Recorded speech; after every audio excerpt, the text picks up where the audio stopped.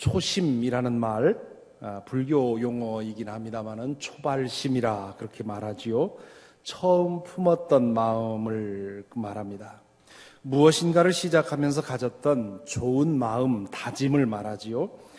흥미롭게도 무엇인가를 새롭게 시작할 때면 우리는 거의 예외 없이 선한 뜻, 좋은 의도를 가지고 다짐을 합니다. 결혼을 준비하는 사람들은 거의 예외 없이 죽음이 우리를 나눌 때까지 참되게 사랑하며 살기를 다짐하고 시작합니다. 대충 살다가 안 되면 그만두지, 이런 생각 갖고 결혼식장에 서는 사람 별로 없을 것입니다. 그런 사람이 전혀 없는 건 아니라는 것을 기사를 통해서 본 적이 있습니다. 2009년에 미국을 떠들썩하게 했던 사우스캐롤라이나 주지사 마크 샌포드가 그 예입니다. 그는 아주 지성적이고 매력적인 아내를 속이고 오래도록 외도를 즐긴 것이 탄로가 나서 주지사직에서 사퇴해야 했습니다. 나중에 그 아내 제니 샌포드가 인터뷰를 하면서 한 얘기에 의하면 결혼식을 할 때 나는 결혼 서약하지 않겠다, 그렇게 주장을 해서 결혼식순에서 결혼 서약을 뺐다고 합니다. 내 사전에 이혼은 없다고 굳게 다짐해도 속절없이 깨지는 게 결혼인데 그런 결심도 없이 시작을 했으니 그 결혼이 온전할 리가 없겠지요. 결혼만이 아닙니다. 공부도 그렇고 사업도 그렇고 새로운 직장에 취직할 때도 그렇습니다. 누구나 처음 시작할 때는 아주 좋은 의도로 시작을 합니다. 목회나 선교같이 좀 특별한 일을 시작할 때는 더욱 그렇습니다. 처음부터 불순한 의도를 가지고 시작하는 사람이 어디 있겠습니까? 대개는 거룩하고 순수하고 좋은 의도로 시작합니다. 내가 평생토록 신실한 종으로 살기를 다짐하며 이 길을 가겠다, 그렇게 다짐하고 들어서는 것이지요. 그것이 초심입니다. 그런데 그 초심을 지키는 것이 쉽지 않습니다. 결혼식장에 서 있을 때 그 마음가짐으로 계속 살면 그 결혼에 무슨 문제가 있겠습니까? 사업을 새로 시작할 때 그 마음가짐을 그대로 가지면 그 사업에 큰 문제가 없으리라고 생각을 합니다. 목회를 처음 시작할 때 그 마음가짐을 그대로 가지고 있다면 교회마다 얼마나 행복할까요?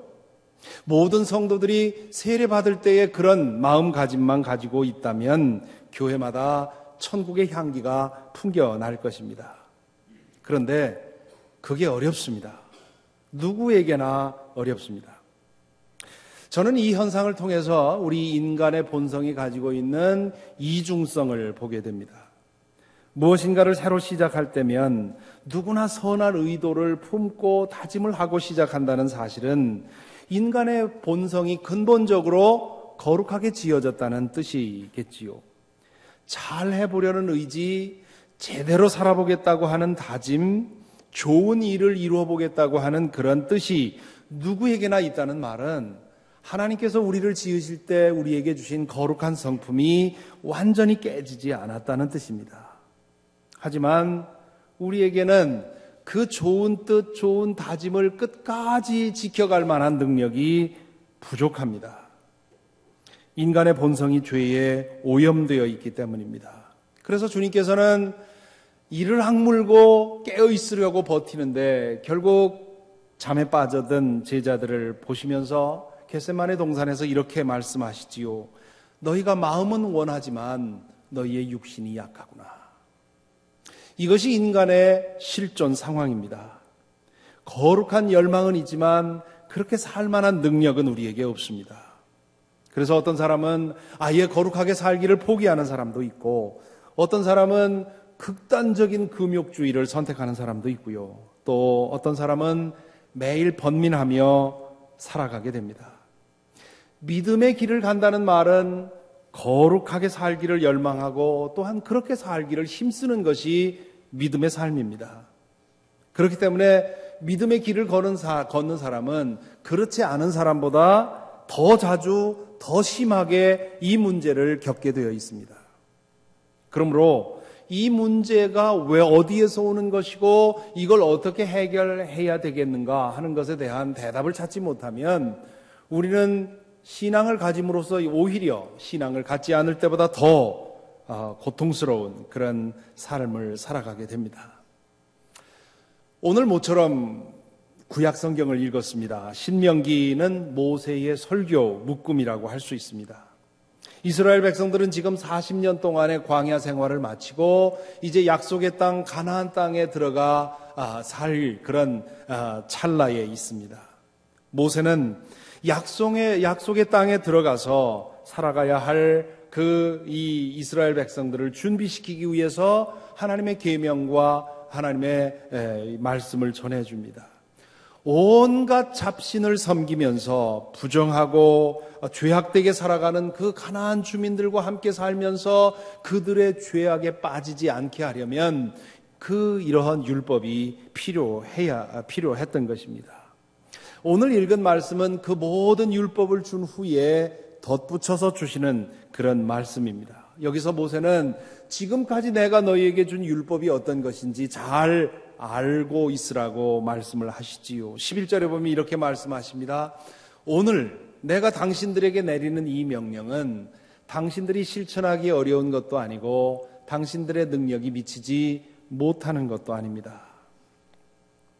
이렇게 말하는 이유가 어디 있겠습니까? 하나님의 율법과 계명이 얼른 보기에는 우리의 능력에 미치지 못하는 것처럼, 그래서 우리에게는 뭔가 부자연스럽고 무겁고 짐질 수 없는 짐을 지워주는 것처럼 그렇게 오해할 수 있기 때문에 이렇게 미리 말씀을 하는 것입니다. 실은 그렇지 않다는 것이지요.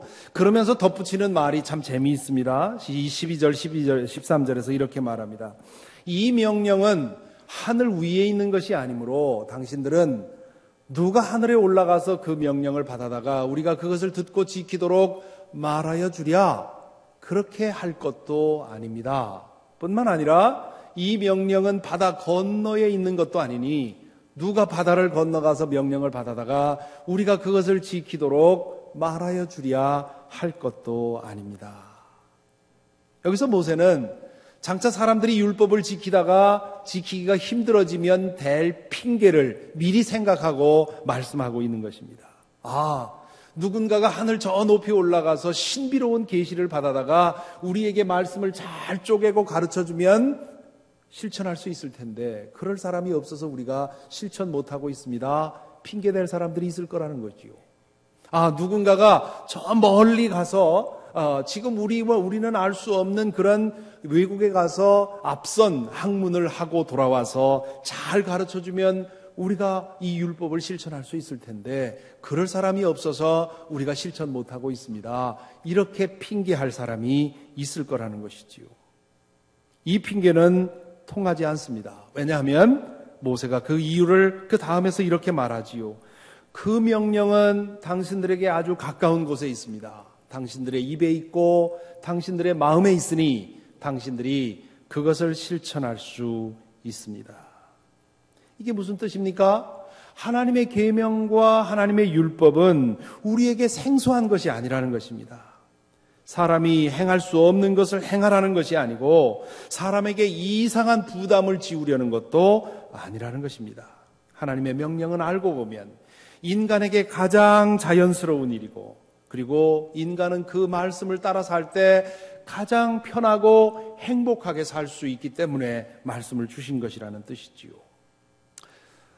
사실 하나님의 계명을 찬찬히 읽으면서 그 속을 들여다보면 우리 마음에는 그래, 인간이 이렇게 살아야지, 이렇게 살면 온 세상이 행복할 거야 하고 수긍하게 되지요. 사실 10계명으로부터 시작해서 하나님의 모든 계명은 인간으로 하여금 가장 인간답게 살게 하고 가장 자유하게 하고 가장 행복하게 하려는 것입니다. 미워하며 사는 것보다는 사랑하며 사는 것이 더 자연스럽고 행복하고 인간답습니다. 악착같이 긁어 모으면서 내 욕심을 위해서 사는 것보다는 이웃과 나누며 함께 더불어 사는 것이 더 인간답고 더 자유롭고 더 자연스럽습니다. 스스로 신이 되어서 하나님 노릇하면서 살기보다는 내가 피조물이라는 사실을 인정하고 창조주 앞에 고개 숙이고 겸손하게 사는 것이 더 인간답고 더 자연스럽고 우리를 더 자유하게 하는 것입니다. 율법은 그렇게 인간에게 가장 자연스럽고 편하고 행복한 길을 안내하는 도구입니다. 그것을 따르기 위해서는 고차원의 학문이 필요한 것도 아니고 신비로운 계시가 필요한 것도 아닙니다. 보통의 지능과 상식만 있으면 충분히 이해할 수도 있고 행할 수도 있다는 것이지요. 그런데 실제로 우리가 사는 과정에서 문제가 발생합니다. 율법을 읽으면서 그래, 이렇게 사는 게 맞지 라고 마음은 느꼈는데 실제 생활 속에서 그것을 행하려고 하면 잘 되질 않습니다. 하나님의 말씀대로 사는 것이 인간이 가장 행복해지는 길임을 아는데 실제로는 자꾸만 그 반대 방향으로 끌리는 우리 자신을 발견하게 되는 것이지요. 우리의 본성에 자연스러운 것을 외면하고 자꾸 불편한 것을 즐기는 우리 본성에 가장 편한 것을 거부하고는 불편한 것을 찾는 우리를 행복하게 할 것에 등 돌리고 불행하게 할 것을 즐기는 우리 자신을 발견하는 것입니다. 그리고 그러면서 핑계를 대지요. 하나님의 말씀, 하나님의 계명은 우리에게 너무 무겁고 불편하고 어렵다고 말입니다. 어디에서 문제가 생긴 것일까요? 문제는 하나님의 우리에게 질 수 없는 짐을 지어주신 것이 아니라 우리의 마음에 있습니다. 하나님께서 우리에게 주신 그 초심을 잃었기 때문입니다. 원래 하나님께서 우리에게 주신 마음은 하나님의 뜻을 알고 그것을 열망하며 실천할 능력이 있었습니다. 그 초심을 그대로 유지하고 있었더라면 하나님의 율법은 우리에게 아무런 부담이 되지 않았을 것입니다. 아니, 율법이 아예 필요 없었을 것입니다. 우리에게 주신 첫 마음이 하고 싶은 대로 따라가면 그것이 곧 하나님의 뜻과 일치될 것이기 때문이었습니다. 그런데 불행하게도 아담과 하와는 하나님에게 불순종하는 선택을 했고 그래서 그 초심을 잃어버리게 되었습니다. 그로 인해서 인간의 마음은 죄의 바이러스에 감염되었고 그리고는 저절로 우리의 마음을 따라 행하면 하나님의 뜻을 행하는 것이 아니라 오히려 하나님의 뜻과는 반대로 기우는 그러한 죄성을 얻게 되었습니다.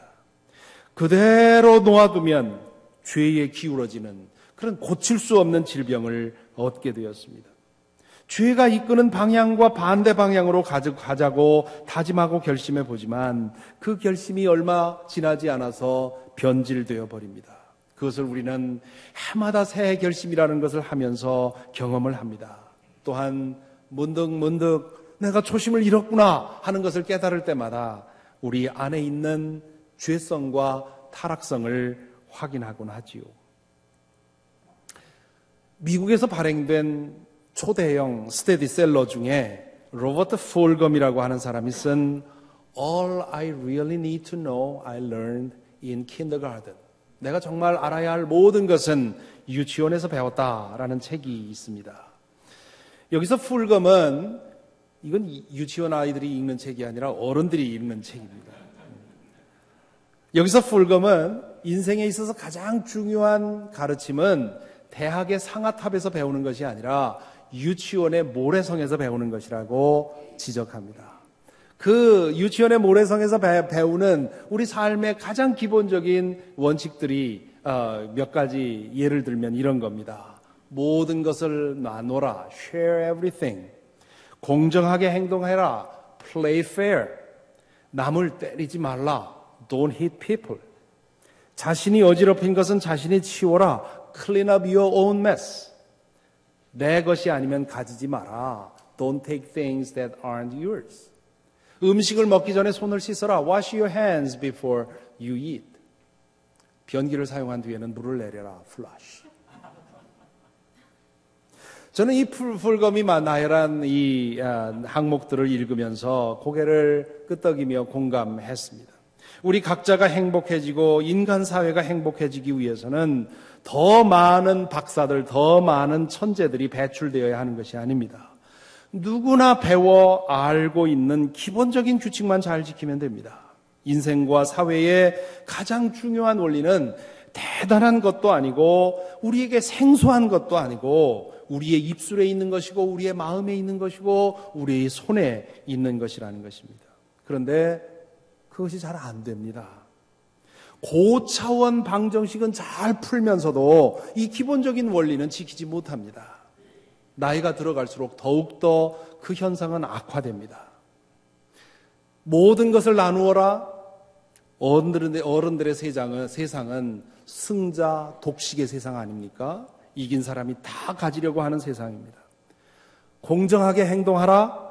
어른들의 세상에서는 자기의 이익만 따집니다. 남을 때리지 말라.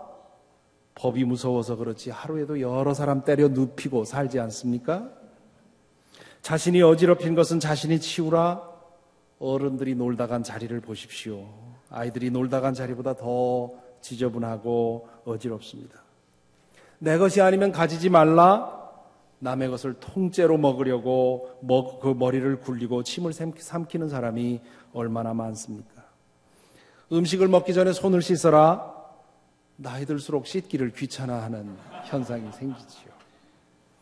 변기를 사용한 뒤에 물을 내려라. 흘리지나 말면 좋겠다 그럽니다. 왜 이럴까요? 이렇게도 쉽고 이렇게도 자연스러운 것이 왜 우리는 어른이 될수록 나이가 들수록 하지 못할까요?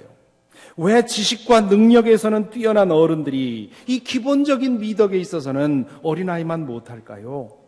자기 생각만 하고 자기 욕심만 차리고 귀찮은 것은 아무 것에도 손대기 싫어하며 자기 좋을 대로만 살려는 어른들을 어떻게 하면 고칠 수 있을까요? 하늘의 계시가 필요한 것일까요? 외국의 지식이 필요할까요? 문명이 더 발달되어야 할까요? 더 좋은 약이 개발되어야 할까요? 이 질문에 대해서도 대답은 동일합니다. 문제는 우리의 타락한 본성에 있습니다. 우리의 타락한 본성이 고쳐지지 않는 한 이스라엘 백성들이 가나안 토착민들이 즐기고 있던 죄악에 그렇게도 신속하게 빠져들어간 것처럼, 그리고 작심을 하고 나서 사흘도 되지 않아서 원래의 모습으로 돌아가는 우리들처럼 아무리 마음을 단단히 먹고 결의를 다진다 해도 초심을 끝까지 유지할 수가 없습니다. 그대로 두면 나이 먹는다는 것은 망가진다는 뜻이고 철 없어진다는 뜻이고 고집불통이 된다는 뜻입니다. 그런 사람들을 가리켜서 우리 사회에서는 꼰대라 그렇게 부릅니다. 바울 사도는 그렇게 살고 싶지 않았습니다. 나이 들수록 꼰대로 타락하도록 자신을 내버려 두고 싶지 않았습니다. 하나님의 율법을 지키는 거룩한 사람이 되고 싶었습니다. 그는 이스라엘 사람 중에 최고의 이스라엘 사람이 되고 싶었습니다. 그에게는 그럴 만한 조건도 있었고요, 그럴 만한 실력도 있었고, 그럴 만한 자신도 있었습니다. 그래서 그는 이렇게 고백한 적이 있지 않습니까? 나는 난 지 8해 만에 할례를 받았고 이스라엘 민족 가운데서도 베냐민 지파요, 히브리 사람 가운데서도 히브리 사람이요, 율법으로는 바리새파 사람이요, 열성으로는 교회를 박해한 사람이요, 율법의 의로는 흠잡힐 데가 없는 사람이었습니다.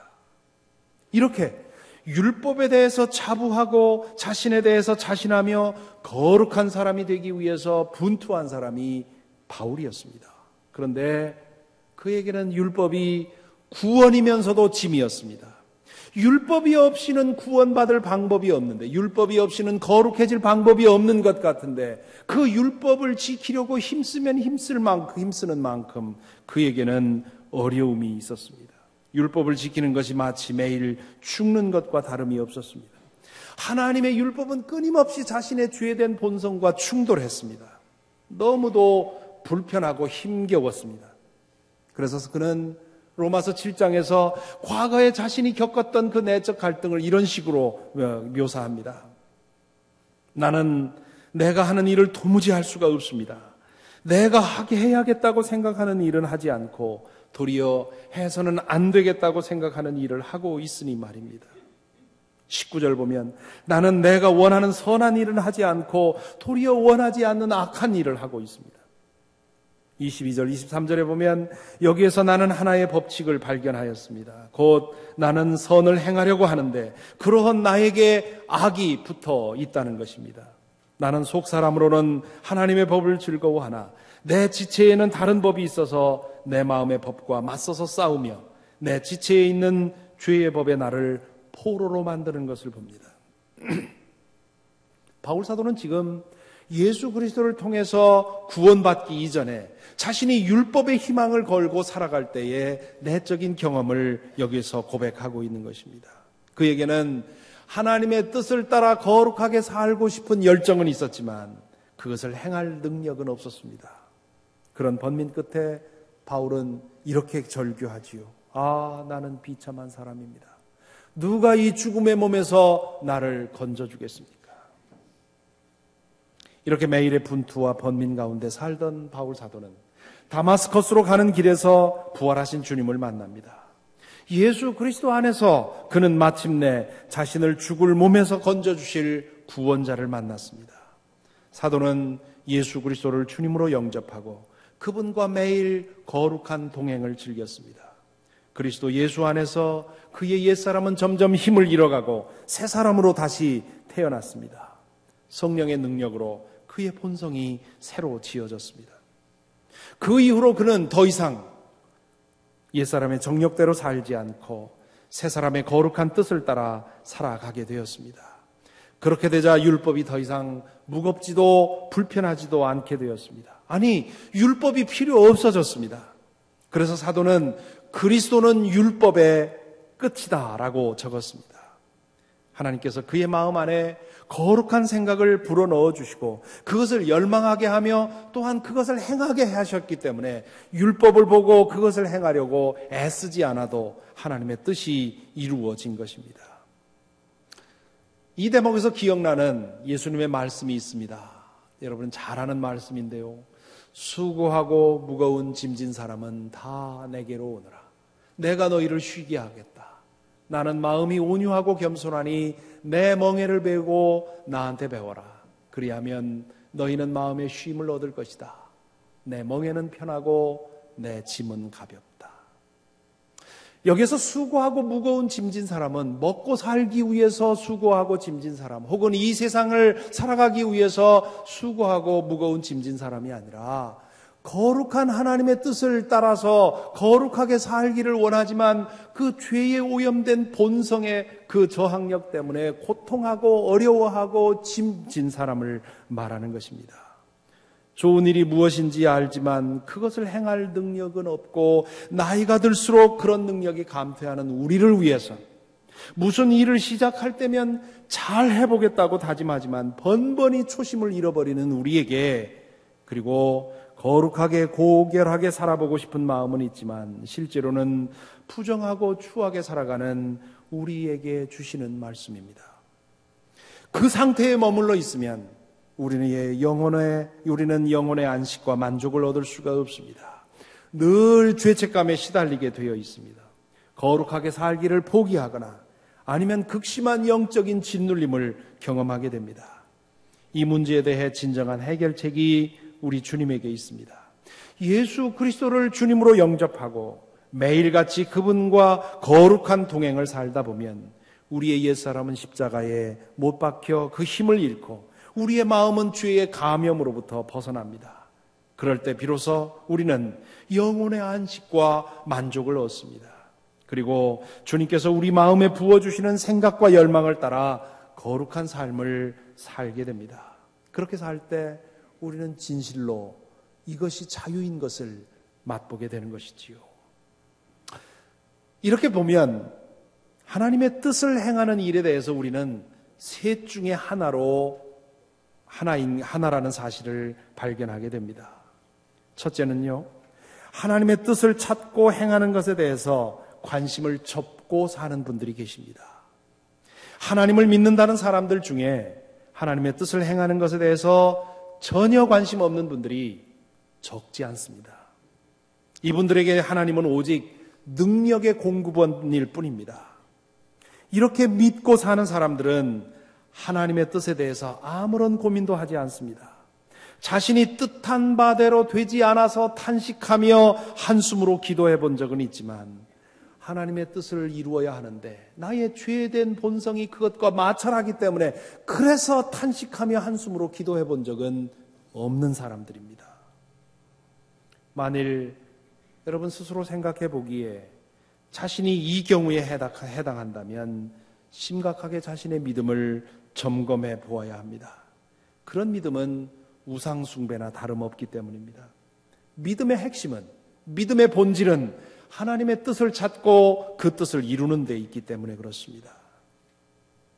둘째로 우리 중에는 하나님의 뜻을 찾고 행하는 것에 대해서 관심을 가지고는 있지만 우리의 죄에 물든 본성의 힘이 너무 강해서 바울 사도가 고백한 것 같은 영적 짓눌림을 경험하며 사는 분들이 많이 계실 것입니다. 아마 여기에 해당하는 분들이 제일 많으시겠지요. 사랑하는 것이 가장 좋은 일인 것은 알지만 미움의 감성에서 벗어나지 못하는, 거룩하고 성결하게 사는 것이 가장 좋은 일인 것은 알지만 음란하고 부정한 것을 탐하는 마음을 뿌리치지 못하는, 나누고 베풀며 사는 것이 바른 일인 줄 알지만 이기심과 탐심을 어쩌지 못하는 그런 속박감을 느끼면서, 그래서 하나님을 생각하면 늘 죄스럽고 그래서 하나님의 낯을 피하고 싶은 마음까지 드는 그런 분들이 많이 계십니다. 만일 여러분 스스로 생각해 보기에 내가 여기에 해당한다 싶다면 예수 그리스도를 믿는 것, 그것에 만족하지 마시고 매일같이 그리스도와 거룩한 동행을 힘쓰시기 바랍니다. 주님과 온전하게 하나가 되지 못했기 때문에 옛사람이 아직도 주도권을 쥐고 있는 것입니다.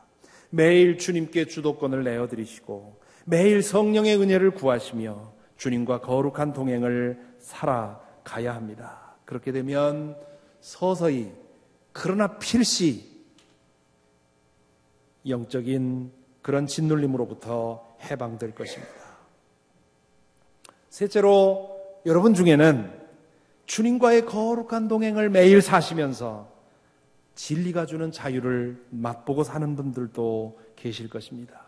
그러므로 인해서 하나님의 뜻을 찾고 행하는 것이 가장 자연스럽고 아무런 거침이 없으며 또한 가장 행복하다는 사실을 확인하며 사시는 분들이 계실 것입니다. 잘하셨습니다. 우리 모두의 믿음이 여기까지 가야 합니다. 그러면 예수께서 하신 말씀, 너희가 진리를 알게 될 것이며 진리가 너희를 자유하게 할 것이다 라는 말씀의 의미를 깨닫게 될 것입니다. 사랑하지 않고는 불편해서 견디지 못하는 사람, 나누지 않고는 나 자신을 위해서 긁어 모으는 것으로는 불편해서 살 수 없는 그런 사람, 낮아져서 섬기는 것, 그런 자리에 서지 않고는 자유함을 느끼지 못하는 사람, 그런 사람을 우리는 거룩하다고 말하는 것입니다. 하지만 조심할 것이 있습니다. 우리는 육신을 입은 존재이고요, 우리 안에 있는 죄성은 영원히 우리가 생명을 다할 때까지는 죽지 않고요, 그리고 악한 자는 우리를 넘어뜨리기 위해서 끊임없이 기회를 찾고 있습니다. 그렇기 때문에 이만하면 됐다고 생각하는 순간 크게 넘어집니다. 영적인 방심과 영적인 교만은 치명적인 약점이 됩니다. 그러므로 늘 깨어 있어야 합니다.